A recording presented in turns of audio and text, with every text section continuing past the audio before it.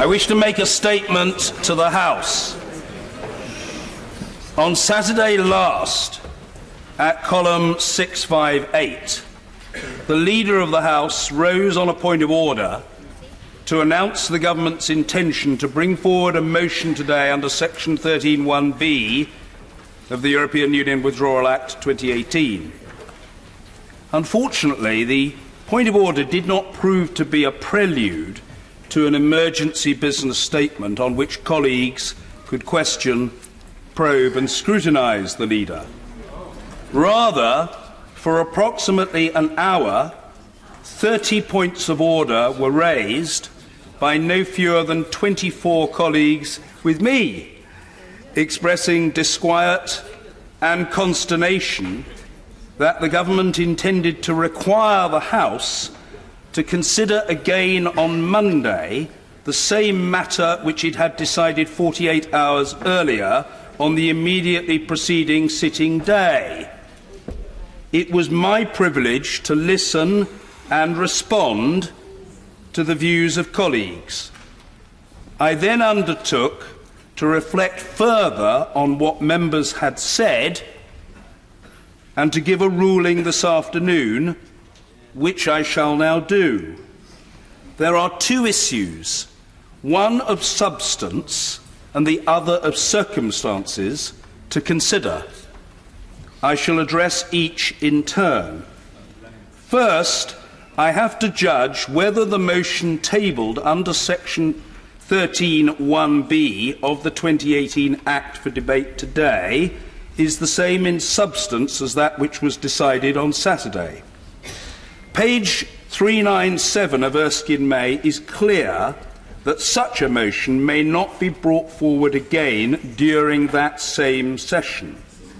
It is equally clear that adjudication of cases is a matter for the Chair. I invoked Erskine May and ruled on this issue as recently as March the 18th this year. Saturday's motion sought approval for the withdrawal agreement, the political declaration on the future relationship between the EU and the UK, and the declaration concerning the operation of the democratic consent in Northern Ireland provision. Today's motion seeks approval for the withdrawal agreement, the political declaration on the future relationship between the EU and the UK, and the declaration concerning the operation of the democratic consent in Northern Ireland provision. It is clear that the motions are in substance the same. However, this matter was decided fewer than 49 hours ago.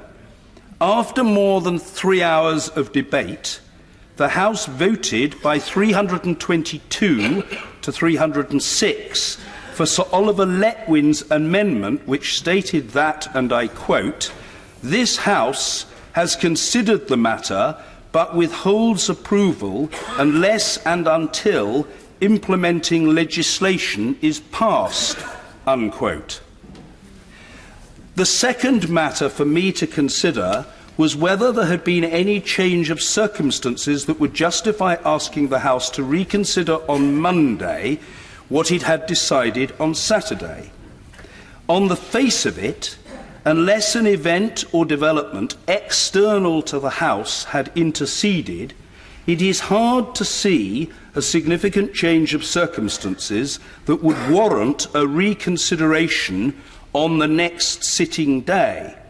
In this case, a reconsideration pre-announced by the Leader of the House just under 21 minutes after the result of the division was announced. However, the government might argue, though to date it hasn't put forward any argument or explanation at all, that the change of circumstances is the Prime Minister's application on Saturday night for an extension of Article 50. This is not persuasive. The application is... This is not persuasive. The application is part of a process rather than a significant event in itself.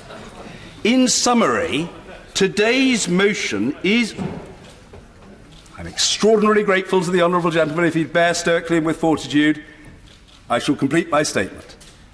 In summary, today's motion is in substance the same as Saturday's motion, and the House has decided the matter. Today's circumstances are in substance the same as Saturday's circumstances. My ruling is therefore that the motion will not be debated today, as it would be repetitive and disorderly to do so.